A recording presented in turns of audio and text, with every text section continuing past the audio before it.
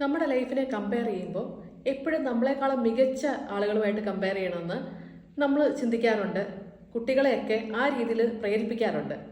കാരണം മികച്ച ആളുകളുമായിട്ട് കമ്പയർ ചെയ്യുമ്പോഴാണ് അവരെ പോലെ നമുക്കും മികച്ചവരായി തീരാൻ കഴിയുന്നത് എന്നുള്ളൊരു വിശ്വാസത്തിലാണ് ഇത് ചെയ്യുന്നത്. പക്ഷെ നമ്മൾ കുട്ടികളോടൊക്കെ സംസാരിക്കുമ്പോൾ ചെറിയ പ്രായം തൊട്ടേ പറയേണ്ട വേറൊരു കാര്യമുണ്ട്. ഈ കമ്പാരിസൺ എന്ന് പറയുന്നത് എപ്പോഴും നമ്മളെക്കാളും മികച്ച ആളുകളുമായിട്ട് മാത്രമല്ല, നമ്മളെക്കാളും കുറവുകൾ അനുഭവിക്കുന്ന ആളുകളുണ്ട്. അവരെപ്പറ്റി ഒരു കമ്പാരിസണും ചില സമയങ്ങളിൽ നമ്മൾ നടത്തേണ്ടത് വളരെ വളരെ അത്യാവശ്യമാണ്. എസ്പെഷ്യലി പല കുട്ടികളുടെയും കേസിൽ അല്ലെങ്കിൽ മുതിർന്നവരുടെ കേസിൽ നമ്മൾ കാണുന്നതാണ്. വർഷങ്ങളായിട്ട് എപ്പോഴും മികച്ച ആളുകളായിട്ട് കമ്പയർ ചെയ്തിട്ട് ഞാൻ എത്ര പോരാന്ന് എപ്പോഴും ചിന്തിച്ചു പോകുന്ന അവസ്ഥ. മാർക്ക് ലിസ്റ്റ് നോക്കുമ്പോൾ, ക്ലാസ്സിലെ കുട്ടികളുടെയൊക്കെ മാർക്ക് നോക്കുമ്പോൾ എന്നെക്കാളും മികച്ച ആളുകളുമായിട്ട് മാത്രം കമ്പയർ ചെയ്യുക. എന്നെക്കാളും മാർക്ക് കുറഞ്ഞവരുണ്ടാവും, അവരെപ്പറ്റി ചിന്തിക്കുകയും ചെയ്യുന്നില്ല. എപ്പോഴും ഞാനൊരു ഫെയിലർ ആണെന്ന് മാത്രം. ഒരു 10 പേരുടെ ഇടയിൽ ചിലപ്പോൾ ഞാനൊരു 5ാമത്തെ ആളായിരിക്കും, പക്ഷേ ഞാൻ ഏറ്റവും കഴിവ് കുറഞ്ഞ ഒരാളാണെന്ന് ചിന്തിച്ചു പോകുന്ന അവസ്ഥ.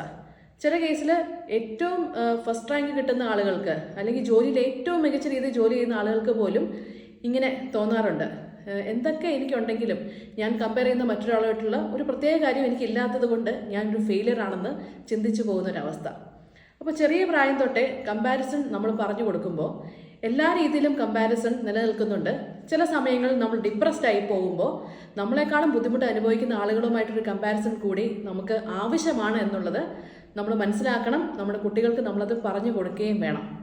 ഇത് ഡിപ്രഷൻ്റെ വലിയൊരു റീസണാണ്. പ്രത്യേകിച്ച് സോഷ്യൽ മീഡിയ കാലത്ത് നമ്മൾ ഒരുപാട് മികച്ച ആളുകളെ നമുക്ക് കാണാനായിട്ട് ഓരോ ദിവസവും നമ്മൾ പല വീഡിയോസും കാണുന്നുണ്ട്.